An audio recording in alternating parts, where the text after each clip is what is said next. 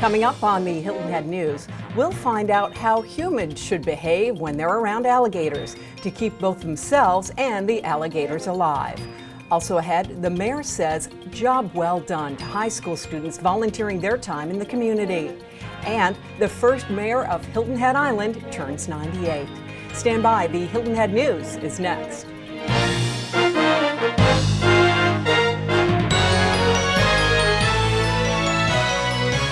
Welcome to the Hilton Head News. I'm Allie McNair. South Carolina's unemployment rate is the lowest it has been in 5 years. State officials report the jobless rate in April fell to 8%, a drop they say is due in part to increased hiring to prepare for the state's multi-billion-dollar summer tourist season. April's 8% unemployment rate is the lowest in South Carolina since October of 2008. The state's peak unemployment rate was 12%. Back in November of 2009. Mayor Ben Rakusin, who served as the first mayor of Hilton Head Island, celebrated his 98th birthday last week. Coastal States Bank served cake to the mayor and his visitors who stopped by to wish him well on his 98th. He noted that as he made his way to his birthday celebration, the sight of beautiful foliage here on the island impressed him. It's a beautiful island today, and I think as a result of people just caring, and that was my feeling back in 1983 when we incorporated, that we were doing something for the future. It's the effort of a lot of people, and I get a lot of credit that should be shared with an awful lot of people going back to 1974 when we first tried to incorporate and couldn't. As to what it's like to turn 98, it feels pretty good to be here.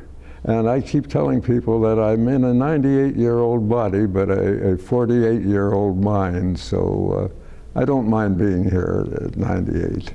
And as always, it was a pleasure to have a conversation with Mayor Rakusin.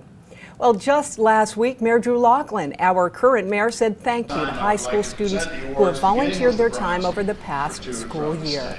Students and parents gathered at the Arts Center of Coastal Carolina for the second annual Mayor's Youth Volunteer Service Award ceremony.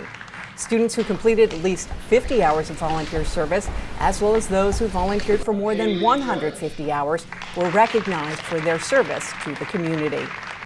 Golfers gathered at Port Royal Plantation Saturday morning for Neighborhood Outreach Connections' first annual For the Teachers tournament.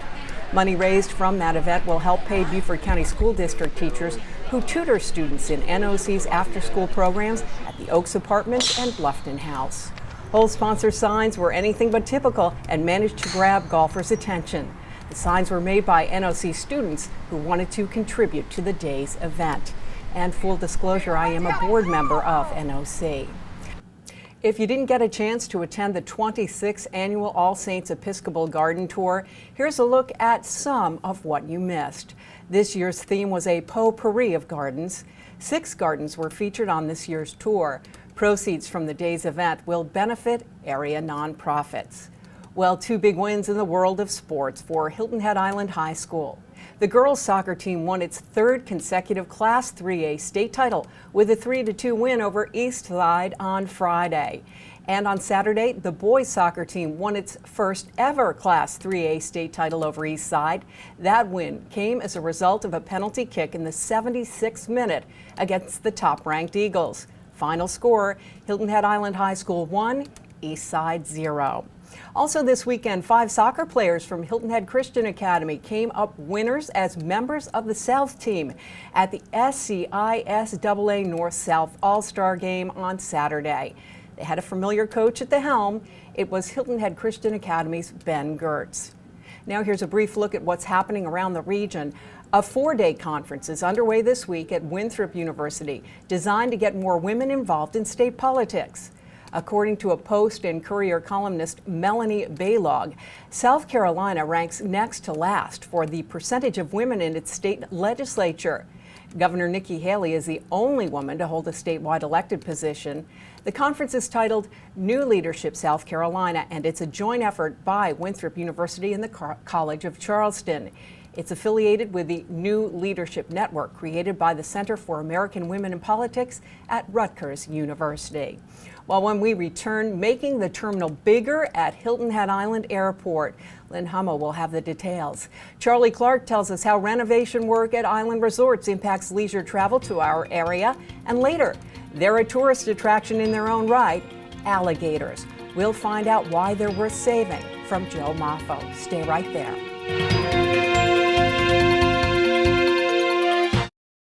The Westin Hilton Head Island Resort and Spa is celebrating its grand renewal. Relax and unwind at the totally renovated resort featuring new pools, lush gardens and courtyards, guest rooms, ballroom, main lobby conservatory, and more. Enjoy family fun on the beach, improve your game with unparalleled golf, indulge your senses with newly inspired low-country cuisine in our refreshed restaurants including Oceanfront View 32 and Barony Bar, and rejuvenate at the Heavenly Spa. Stay for a night, a weekend, or more at the Westin Hilton Head Island Resort and Spa. Be well, be Westin.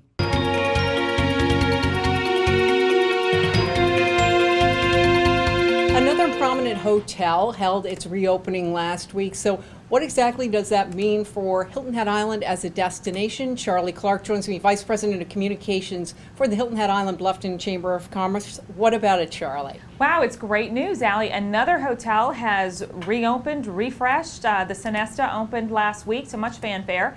And that's great news for the destination. They really took it to a whole new level. And as you know, other resorts are following suit. So it's great news for travel, and it's going to meet the needs of today's traveler who's a little more discerning maybe than in past years they have been.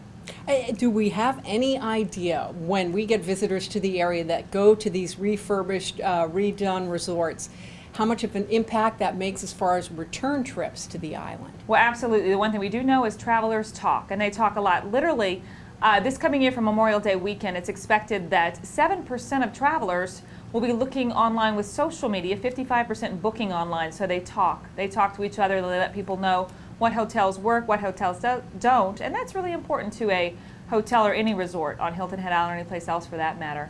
And because they talk, then obviously I would guess that these changes really have an impact on the numbers we see for leisure travel. They absolutely do, for leisure and for group. You know, there's both sides of that coin, and for the hotel industry, group travel and business is really important as well. And groups are very discerning. They're looking at all the resorts and comparing them to one another. So when you have all of your resorts on the island and throughout the destination refurbishing and renewing their properties, that'll be great for group travel. It'll also be great for leisure travel. Well, with the big Memorial Day weekend coming up, what's in store for us travel-wise here? Well, we're pleased to report AAA is looking at numbers being up. Over 38 million Americans are going to travel this weekend, and we'd like our fair share of that, Allie. That would be great news for Hilton Head Island. That is more than last year. It appears that consumer sentiment is up. Gas prices are down from where they were last year, which is helpful, and that's going to mean more travelers on our highways and byways. We've gotten some accolades for travel recently. I would imagine they help. Tell us about those. We have. As you know, we talked about recently our best beach town in America, and Southern Living has also just put out an article on Hilton Head. It'll be hot off the presses in their June issue, noting Hilton Head Island as one of their great destinations, and great destinations on a bargain. People often don't think of Hilton Head in that regard, so we're in good company with Miami and some other awesome destinations, as well as our group sales department just received for the 15th consecutive year, the Pinnacle Award, which means they're delivering great service. It's something that's voted on by meeting planners, those people in the trenches booking travel on Hilton Head Island for their groups and corporate travel, and that's a great honor and accolade for us to have for the 15th year in a row. Well, all good news. Thanks for bringing it to us. Charlie Clark, Hilton Head Island Bluffton Chamber of Commerce Director of Communications. Thanks. Thanks, Allie. Now on the Hilton Head News, we have Lynn Hummel from the Hilton Head Sun. Hi, Lynn. Hi, Allie. How are you? Great. How about yourself? I'm doing great, thanks. Explain to us, if you would, Lynn, what are the proposed plans for that terminal at the Hilton Head Island Airport? Okay, an expansion is needed at the terminal to give passengers access to restrooms and vending machines that currently are not available past the security checkpoint in the terminal. In 2002, changes were made to meet TSA requirements, and officials simply had to work with the space that they had, which meant placing the security checkpoint beyond the terminal's only bathrooms. So this expansion, expected to be about 4,200 square feet, would also include more seating, and work is expected to begin as early as September, and this will be the first of 3 phases of improvements to the building Additional work later on would affect baggage pickup and additional maintenance needs. Do we know any kind of final dollar amount and who'll pay for it? Well, the projected cost of the project is about $1.9 million, and the Federal Aviation Administration will pay 90% of that, and the state and the county would split the remainder at about $95,000 each. Farmers markets, they are very popular these days. Tell us about one in particular, if you would. Well, there is a new one on Hilton Head, and it's at a space in the shops at Sea Pine Center. It's a Low Country Produce. They've opened a new farmers market there. There was a good turnout last Tuesday for the opening day, and the market will continue through the fall. It focuses on local produce from local farms, as a farmers market should, along with other food products such as homemade pies, banana pudding, and fresh squeezed juices. Oh, that sounds great. I know the Rotary Club of Hilton Head Island is repeating special recognition here of certain individuals. They're looking for nominations once again. Tell us about what this honor is. Alrighty. The Rotary Club is seeking nominations of individuals who have had a lasting impact on the community for consideration for its Hilton Head Island Hall of Fame for 2013. Names of individuals, living or deceased, will be considered for their extraordinary contributions, dedication, leadership, and pioneering nature. The Hall of Fame was instituted last year as a way to honor those who helped to make the island what it is today. And Lynn, can anyone submit a nomination? Yes, they can. The best way is probably to visit the website, www.hiltonheadhalloffame.com. Well, Lynn Hummel of the Hilton Head Sun, thanks for your time, and we'll see you next go-round. Thanks, Allie. And when we come back, how to be on your best behavior when an alligator is near. Stay right there. I'm here at the top of the Harbortown Lighthouse with Nadia Wagner. She's the lighthouse keeper. Nadia, this is a Hilton Head icon, but many people don't realize it's so much more. It is, Debbie. The view is so thrilling. Many people don't realize you can climb to the top. We've had many marriage proposals, even weddings. You can shop at the top for gifts you won't find anywhere else and wave to friends and family on our live webcam. It's the high point of the Low Country. You do not want to miss this view. What's the admission cost, Nadia? It's only $375 per person, and kids 5 and under are free. Make this a must-see while you're here on Hilton Head. Thanks, Nadia. Thank you. See you soon.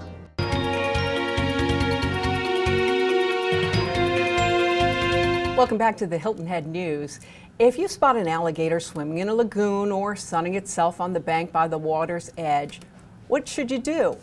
Well, Joe Maffo, owner of Critter Management, tells us exactly what he thinks Hilton Head Island residents and visitors should do when they see an alligator, and why this is a particularly busy time of year for him when it comes to taking gators out of lagoons.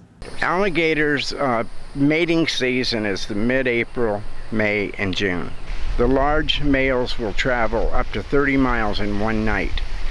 And right now the large males are moving at this time of the year, and I've had several at doorsteps and in garages. They don't know that they can turn.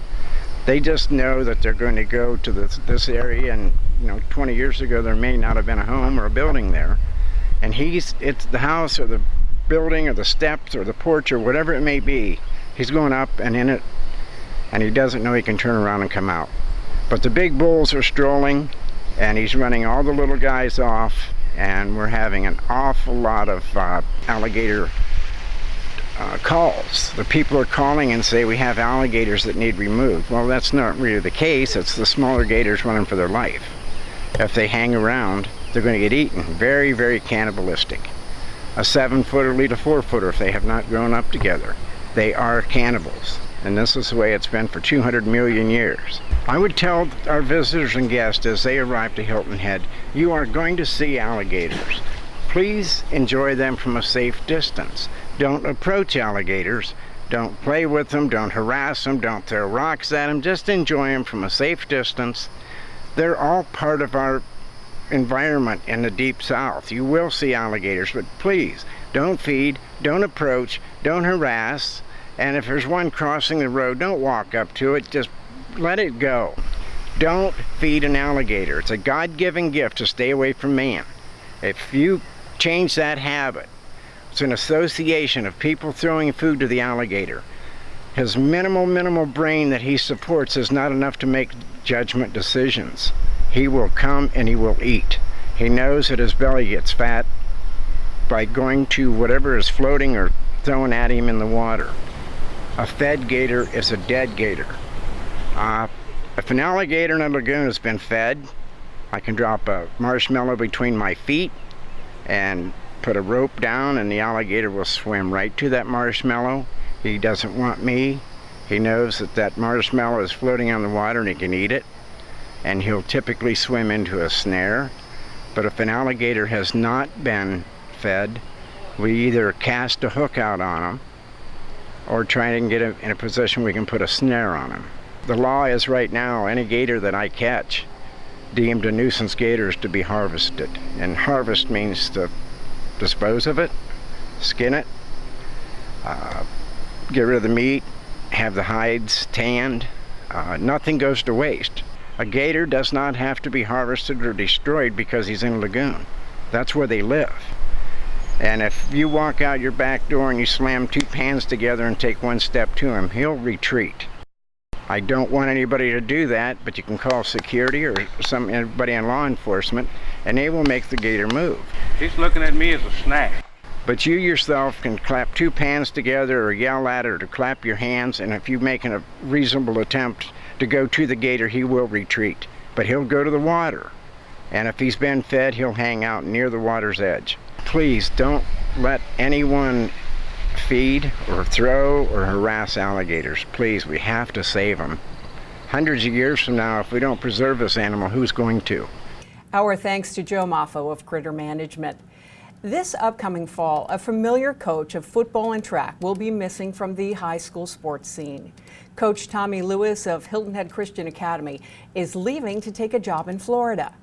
Recently, we had a chance to speak with him about his time spent here on Hilton Head Island with his family, and we asked him what it meant to work at Hilton Head Christian Academy. Speak a little bit about what it's meant to you and to your family, really, to have been associated with Hilton Head Christian Academy and live in the Hilton Head Island area. Well, it's words fall woefully short in trying to express what HHCA and the Hilton Head Bluffton community have meant to me and my family. We came down here with 2 children and one on the way, one in tow, and Megan's belly, and so the last 10 years, we've basically raised our family here, and the foundation that we have moving forward is immeasurable, and we have the HHCA community to thank for that.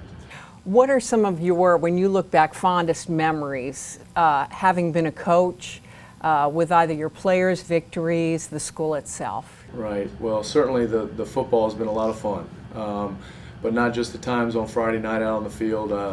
We'll take with us a lot of memories of 10 great teams, 10 great seasons, each unique in their own way.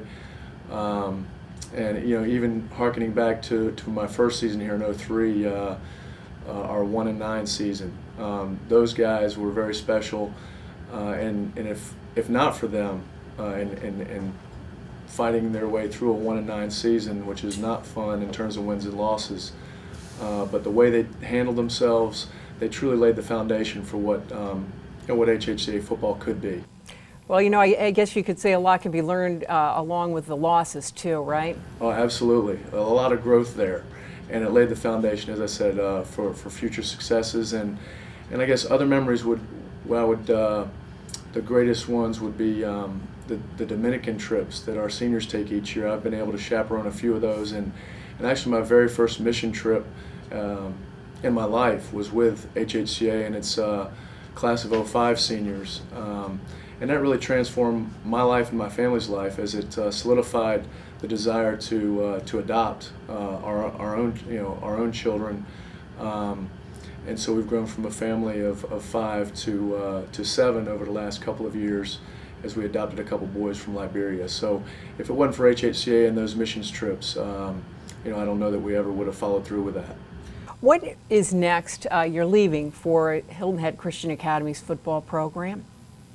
Well, what's next for HHCA is, I think, moving forward, they're going to be in great hands. They've hired a young coach, Ryan Mitch, who's very excited and excitable.